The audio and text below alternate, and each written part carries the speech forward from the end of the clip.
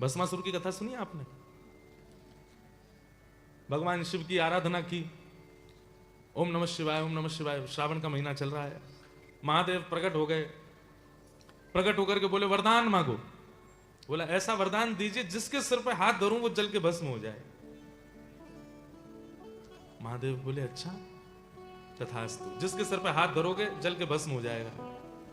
जैसे ही वरदान मिला तो महादेव के बगल में बैठी हुई जब पार्वती जी को उसने देखा, बोले ये बहुत अच्छी हैं, इतनी सुंदर, इतनी अच्छी, इतनी सुकोमला पत्नी, और पतिदेव देखो कैसे बागंबर लपेटे घूम रहे हैं। अगर ये हमारी हो जाएं तो जीवन धन्य हो जाएगा हमारा। और उसके लिए क्या करें? बोले इनके जो पतिदेव हैं इनको जला के भस्म कर देते हैं, जब ये भस्म हो जाएंगे तो हम इनसे ब्याह कर लेंगे। महादेव ने ही वरदान दिया, और जैसे वरदान दिया तथास्तु, तो हाथ उठा करके महादेव के पीछे ही भागा। बोले आपको ही भस्म करूंगा। महादेव बोले भले आदमी, हमने वरदान दिया है, मैंने दिया है। बोले तो इसी तो आपको ही नष्ट करना है ताकि आपकी जो गृहिणी है ये हमारी हो जाए। वैसे तो देखो महादेव संहार के देव हैं, उनको किसी के उनके ऊपर कोई प्रभाव नहीं हो सकता है। लेकिन बात ये हो जाती कि अगर महादेव नहीं भागते तो लोगों में ये भी तो बात आ जाती कि निश्चित है वरदान लाभकारी, वरदान में शक्ति नहीं होगी, वरदान में इतनी ताकत ही नहीं होगी, इसलिए महादेव नहीं भागे। वरदान ताकतवर था इसीलिए महादेव भागे। दौड़े, दौड़ते दौड़ते सब जगह भागे, लेकिन वो पीछा नहीं छोड़ा। तब भगवान श्रीमन नारायण आए। नारायण भगवान ने आकर के शंकर, कहां दौड़े दौड़े जा रहे हो महाराज? बोले भस्मासुर पीछे भाग रहा है जलाने को हमको। बोले आप भी बड़े भोले हो, देख तो लिया करो ठोक पीट करके कि कैसा भक्त है, कोई कुछ भी चढ़ा देता है, आप तो इतने प्रसन्न हो जाते हो। महादेव इसीलिए भोले बाबा कहलाते हैं, बहुत जल्दी प्रसन्न होते हैं।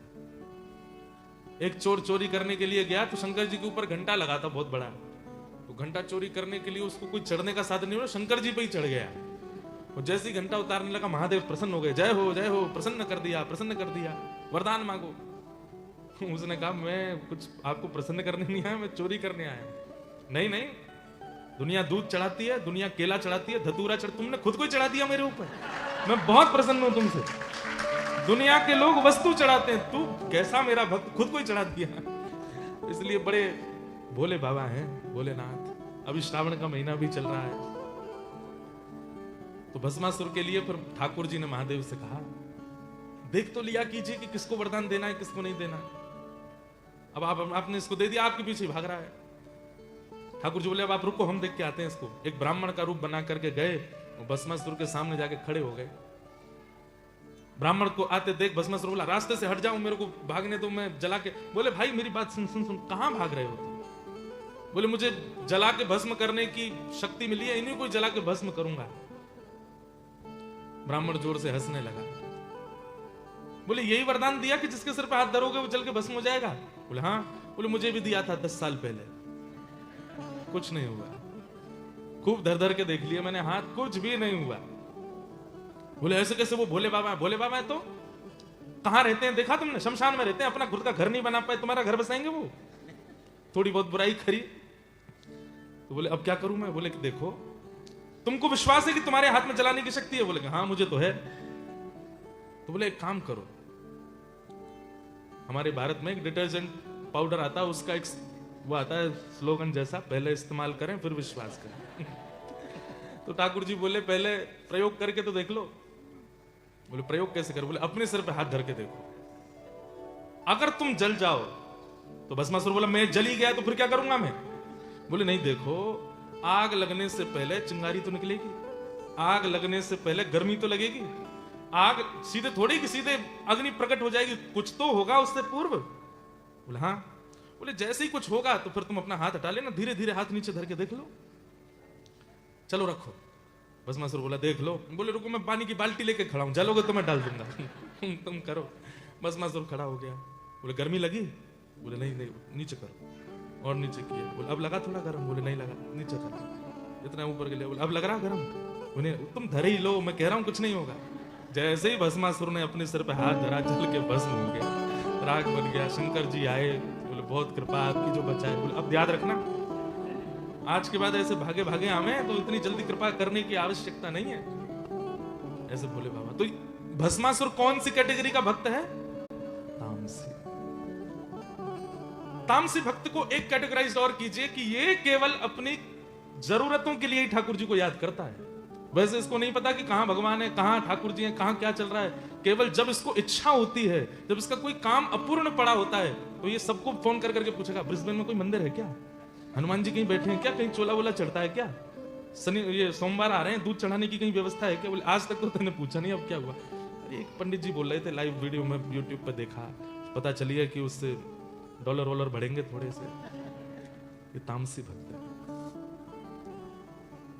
महादेव की बात हुई, 2 मिनट प्रणाम करो। सब लोगों को रुद्राष्टकम याद है? नहीं है तो अपने फोन में खोलो, गूगल पे खोल के गाओ।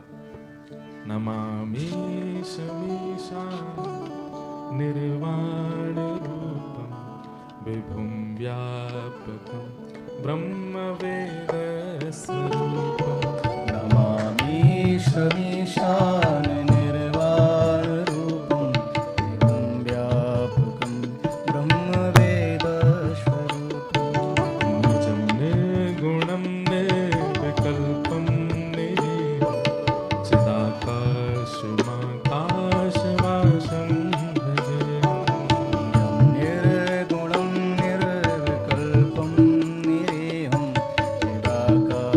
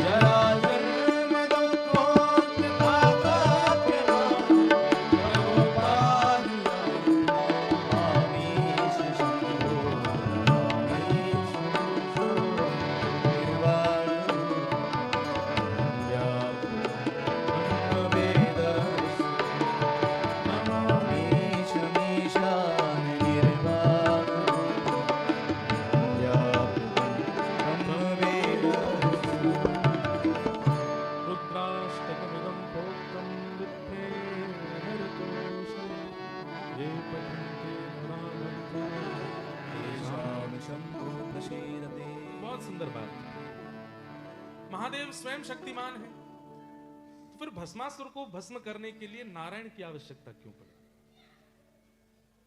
आप लोग अनुभव करेंगे, उनका अपना सत्संग चल रहा है और ये सब जगह होता है। बहुत ध्यान से सुनिएगा। आप कभी शिव महापुराण का अगर पाठ करते हैं तो आपको ऐसा लगेगा कि महादेव सर्वोपरि हैं, इनसे सब नीचे।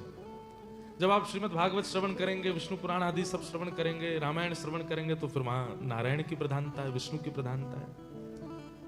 वास्तविकता में तो यह है कि नारायण और शिव ये दोनों एक दूसरे के पूरक हैं।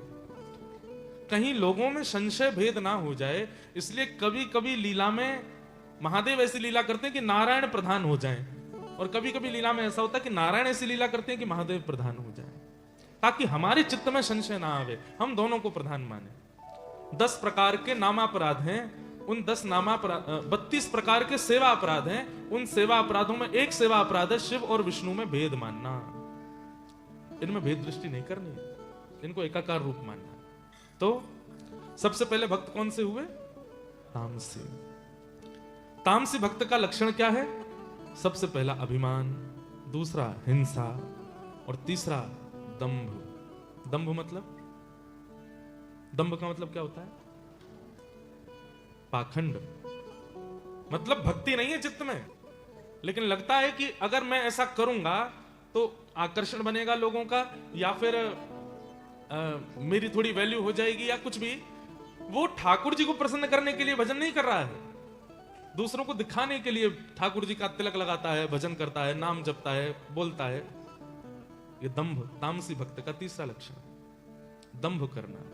लेकिन एक बात बोलें, हमारी भक्तमाल जी में नाभा गोस्वामी जी आज्ञा करते हैं कि अगर कोई व्यक्ति दंभ करता है, नाटक करता है भजन का, तो कई बार नाटक करते करते भी ठाकुर जी की कृपा हो जाती है और वो नाटक वास्तविकता में परिवर्तित हो जाता है। इसका एक प्रमाण है